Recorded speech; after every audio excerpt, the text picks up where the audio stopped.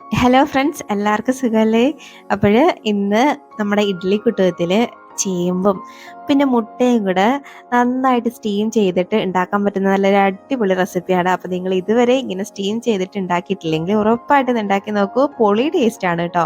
അപ്പോഴും ഇതെങ്ങനെ ഉണ്ടാക്കുന്നതെന്ന് കണ്ടു നോക്കിയാലോ? അതിനു മുന്നേ ഈ ചാനൽ ഇതുവരെ സബ്സ്ക്രൈബ് ചെയ്ത് ആരെങ്കിലും കാണുന്നുണ്ടെങ്കിൽ പ്ലീസ് ഒന്ന് സബ്സ്ക്രൈബ് ചെയ്ത് സപ്പോർട്ടോടെ ചെയ്തേക്കണേ. ഇത് ഉണ്ടാക്കാൻ വേണ്ടിയിട്ട് ആദ്യം ഒരു ഇഡ്ഡലി കുട്ടു ഒന്ന് എടുത്ത് കുറച്ച് വെള്ളം ഒന്ന് അടുപ്പത്തേക്ക് വെച്ചൊന്ന് ചൂടാക്കിയിട്ട് അതിലേക്ക് ഞാൻ നമ്മുടെ ചേമ്പ് അതുപോലെ തന്നെ അങ്ങോട്ട് ചേർത്ത് കൊടുക്കുന്നുണ്ട് കേട്ടോ. ചേമ്പ് തൊലിയൊന്നും കളയാതെ തന്നെയാണ് ചേർക്കുന്നത്. അപ്പോൾ അതങ്ങോട്ട് വെച്ച് കൊടുക്കാം. ഇനി അതിലേക്ക് ഒരു 2 മുട്ട മാത്രം ഞാൻ എടുക്കുന്നുണ്ട്. രണ്ട് മുട്ട ഞാൻ എടുക്കുന്നുള്ളൂ. അപ്പോൾ മുട്ടയൊക്കെ നിങ്ങളുടെ പാകത്തിനനുസരിച്ച് ഇഷ്ടത്തിനനുസരിച്ചൊക്കെ എടുക്കാം കേട്ടോ. അപ്പോൾ ഇതും കൂടെ വെച്ചിട്ട് നമുക്കിതൊരു 15 മിനിറ്റ് ഒന്ന് സ്റ്റീം ചെയ്തെടുക്കണം. അപ്പോൾ ഇതൊന്ന് അടച്ച് വെച്ചിട്ട് നമുക്കൊരു 15 മിനിറ്റ് ഒന്ന് സ്റ്റീം ചെയ്തെടുക്കാം. അപ്പോൾ ഇത് അവിടെ ഇരുന്ന് വേവട്ടെ. ഇപ്പോൾ നല്ലൊരു 15 മിനിറ്റ് ഒക്കെ കഴിഞ്ഞിട്ട് ഞാനൊന്ന് ഓപ്പൺ ചെയ്തതാണ് കേട്ടോ. അപ്പോൾ ഒന്ന് തൊടുമ്പോഴേക്കും ആ തൊലിയൊക്കെ അങ്ങ് ഇളകി അങ്ങ് വരും. അപ്പം ഇതൊന്ന് ക്ലീൻ ആക്കി ഒന്ന് എടുക്കാം. ഈ തൊലിയൊക്കെ ഒന്ന് കളഞ്ഞിട്ട് മുട്ടയുടെ തോടൊക്കെ ഒന്ന് കളഞ്ഞിട്ട് ഒന്ന് ക്ലീൻ ആക്കി ഇനി അങ്ങോട്ട് എടുത്ത് മാറ്റി വെക്കാവേ.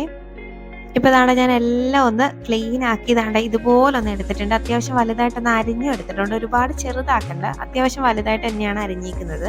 അപ്പോൾ ഇതങ്ങോട്ട് മാറ്റി വെക്കാം. ഇനി കറി ഉണ്ടാക്കാൻ വേണ്ടിയിട്ട് ഒരു ചട്ടിയാണ് കേട്ടോ ഞാൻ എടുത്തേക്കുന്നത്. അപ്പോൾ നിങ്ങൾക്ക് ഇഷ്ടമുള്ള പാൻ എടുക്കാം. ഇനി അതിലേക്ക് ഒരു 2 ടേബിൾ സ്പൂണോളം ഓയിൽ ഒന്ന് ചേർത്ത് കൊടുക്കുന്നുണ്ട്. ഞാൻ കോക്കനട്ട് ഓയിലാട്ടോ ചേർത്തിരിക്കുന്നത്. അതാകുമ്പോഴേ നല്ലൊരു ടേസ്റ്റാണേ. ഒരു 1/4 ടീസ്പൂൺ കടുകിട്ടൊന്ന് പൊട്ടിക്കാം. 1 ടീസ്പൂണോളം ചെറിയ ജീരകം കൂടെ ഇട്ട് കൊടുക്കുന്നുണ്ട്. കുറച്ച് കറിവേപ്പിലയും കൂടെ ചേർത്തിട്ട് ഇനി കുറച്ച് കുഞ്ഞുള്ളിയാണ് ഞാൻ ചേർത്ത് കൊടുക്കുന്നത്. ഒരു 10-20 എണ്ണം കാണും കേട്ടോ. അപ്പോഴേ നിങ്ങളുടെ കയ്യിൽ കുഞ്ഞുള്ളി ഇല്ലെങ്കിൽ സവാള ചേർത്താലും മതിയാവും. ഇനി ഒരു 3 അല്ലി വെളുത്തുള്ളിയും കൂടെ ചേർക്കുന്നുണ്ട്. എന്നിട്ട് ഇതൊന്ന് വെന്ത് വരുന്നവരെയും ഒന്നങ്ങ് വഴറ്റിയെടുക്കാം. ചെറുതായിട്ടൊന്ന് ട്രാൻസ്പെറൻ്റ് ആയി വരുമല്ലോ, ആ പാകം വരെ ഒന്ന് വഴറ്റിയാൽ മതിയാവും. ഒരുപാടിട്ട് കളറൊന്നും മാറ്റിയെടുക്കേണ്ട ആവശ്യമില്ല കേട്ടോ. ഇപ്പോൾ അത്യാവശ്യം ഒന്ന് വെന്ത് വന്നിട്ടുണ്ട്. അപ്പോൾ ഈ പാകം വരെയൊക്കെ ഒന്ന് മതിയാവേ. ഇനി ഇതിലേക്ക് നമുക്ക് തക്കാളി ചേർക്കാം. ഞാനൊരു 2 മീഡിയം സൈസിലുള്ള തക്കാളി ഇതുപോലെ ചെറുതായിട്ടൊന്ന് അരിഞ്ഞ് ചേർക്കുന്നുണ്ട്. ചേർത്തിട്ട് ഈ തക്കാളിയൊക്കെ ഒന്ന് വെന്ത് വരുന്നവരെയും ഒന്നങ്ങ് വഴറ്റിയെടുക്കാം. ചെറുതായിട്ട് അരിഞ്ഞുകൊണ്ട് തന്നെ പെട്ടെന്ന് അങ്ങ് വെന്ത് വരുവേ. ഇപ്പോൾ തക്കാളിയൊക്കെ നന്നായിട്ടൊന്നങ്ങ് വെന്ത് വന്നിട്ടുണ്ട്. അപ്പോൾ ഇതുവരെയൊക്കെ ഒന്ന് മതിയാവും. ഇനി ഇതിലേക്ക് ഒരു 1/4 ടീസ്പൂൺ മഞ്ഞൾപ്പൊടിയും ഒരു 2 ടീസ്പൂണോളം മുളക് പൊടി ചേർക്കുന്നുണ്ട്. കാശ്മീരി ചില്ലിയാണ് കേട്ടോ ചേർക്കുന്നത്. അപ്പോൾ എരിവുള്ള മുളക് പൊടിയാണെങ്കിൽ 1 ടീസ്പൂൺ ചേർത്താൽ മതിയാവും. ഇനി ഒരു 1.5 ടീസ്പൂണോളം സാമ്പാർ പൗഡറും കൂടെ ചേർത്തെടുക്കാവേ. അപ്പോൾ ഇതങ്ങോട്ട് സ്കിപ്പ് ചെയ്യാതെ ചേർത്തോളൂ. ഇതാണ് നല്ലൊരു ടേസ്റ്റ് കൊടുക്കുന്ന ഈ കറിക്ക്. ഇനി ആ പൊടികളുടെയൊക്കെ പച്ചമണം മാറുന്നവരെയും ഒന്നങ്ങ് വഴറ്റിയെടുക്കാം. ലോ ഫ്ലെയിമിൽ ഇട്ടിട്ട് നന്നായിട്ടൊന്നങ്ങ് വഴറ്റിയെടുക്കാവേ.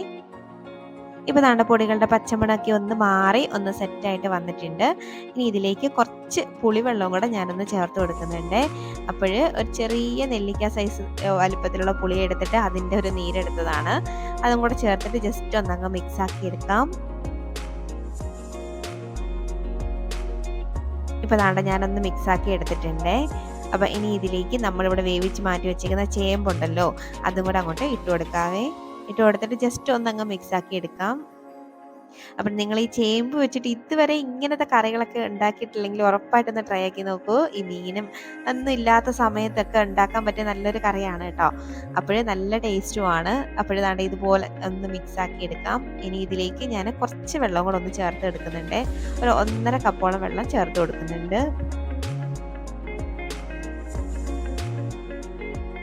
ഇനി ഇതിലേക്ക് ഒരു പച്ചമുളകും കൂടെ ഒന്ന് അരിഞ്ഞ് ചേർത്ത് കൊടുക്കുന്നുണ്ട്.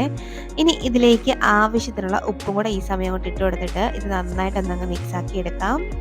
ഇതൊന്ന് തിളച്ച് ഒന്ന് വെന്ത് വരണം കേട്ടോ. ആ മസാലയൊക്കെ നമ്മുടെ ആ ചേമ്പിനകത്തൊക്കെ നന്നായിട്ടൊന്നങ്ങ് പിടിച്ചു വരണം. അപ്പം നമുക്കിതൊന്ന് അടച്ച് വെച്ചിട്ട് ഒന്ന് വേവിച്ചെടുക്കാം. ഒരു 5 മിനിറ്റ് ഒന്ന് വേവിച്ചെടുക്കാവേ. അപ്പോഴേ ഇടയ്ക്കൊക്കെ ഒന്ന് നോക്കിയാൽ മതിയാവും തുറന്ന്. ഇപ്പോൾ ഒരു 5 മിനിറ്റ് ഒക്കെ കഴിഞ്ഞിട്ടുണ്ട്. അത്യാവശ്യം മസാലയൊക്കെ ആ ചേമ്പിനകത്തൊക്കെ പിടിച്ച് ആ എണ്ണയൊക്കെ ഒന്ന് തെളിഞ്ഞ് വന്നിട്ടുണ്ട്. ഈ സമയമാകുമ്പം നമ്മൾ പുഴുങ്ങി വെച്ചേക്കുന്ന ആ മുട്ടയും കൂടെ ഒന്ന് ചേർത്ത് കൊടുക്കാം. മുട്ട ഞാൻ ഇവിടെ 2ആയിട്ട് കട്ട് ചെയ്തിട്ടുണ്ട്. ഓരോ മുട്ടയും 2 മുട്ടയും അങ്ങോട്ട് ചേർത്തിട്ട് ജസ്റ്റ് ഒന്നങ്ങ് മിക്സ് ആക്കി എടുക്കാം. ഒരുപാട് അങ്ങ് ഉടഞ്ഞു പോകുന്ന രീതിയിലൊന്നും മിക്സ് ആക്കണ്ട, ചെറുതായിട്ട് ഒന്നങ്ങ് മിക്സ് ആക്കി കൊടുക്കാവേ. അപ്പോൾ ഉപ്പൊക്കെ നിങ്ങൾക്ക് ഈ സമയം ചെക്ക് ചെയ്തിട്ട് ആവശ്യമുണ്ടെങ്കിൽ ചേർത്ത് കൊടുക്കാവേ. അപ്പോൾ ഞാനിത് വീണ്ടും ഒന്നും കൂടെ ഒന്ന് അടച്ചു വെച്ച് വേവിക്കുന്നുണ്ട്. മസാലയ്ക്ക് നമ്മുടെ മുട്ടയ്ക്കകത്ത് ഒന്ന് പിടിക്കാൻ വേണ്ടിയിട്ടാണ്. അപ്പോൾ 2-3 മിനിറ്റ് ഒന്ന് അടച്ചു വെച്ചാൽ മതിയാവും. അപ്പോൾ ഒന്ന് അവിടെ ഇരുന്ന് വേവട്ടെ. ഇപ്പോൾ ദാണ്ട് ഒരു 3 മിനിറ്റ് കഴിഞ്ഞിട്ടുണ്ട്. നല്ല അടിപൊളിയായിട്ട് നമ്മുടെ കറി ഇവിടെ സെറ്റായിട്ട് വന്നിട്ടുണ്ട്. ഇത് ഒരുപാട് അങ്ങോട്ട് തിക്കായിട്ട് ഇരിക്കുന്ന കറിയൊന്നും അല്ല, പക്ഷേങ്കിൽ നല്ലൊരു ടേസ്റ്റാണ് കേട്ടോ. അപ്പോൾ മീനും പിന്നെ ബീഫോ ചിക്കനോ ഒന്നും കിട്ടാത്ത സമയത്ത് എന്ത് കറി വെക്കുന്ന ആലോചിച്ചിരിക്കുന്ന സമയത്തൊക്കെ ഉണ്ടാക്കാൻ പറ്റുന്ന കറിയാണ്. അപ്പോൾ നിങ്ങൾ ഉറപ്പായിട്ടൊന്ന് ട്രൈ ആക്കി നോക്കൂ. അപ്പോൾ ഇനി ഒരു അടിപൊളി റെസിപ്പിയുമായിട്ട് വീണ്ടും കാണാണോ. അതുവരേക്കും ബൈ. Thanks for watching.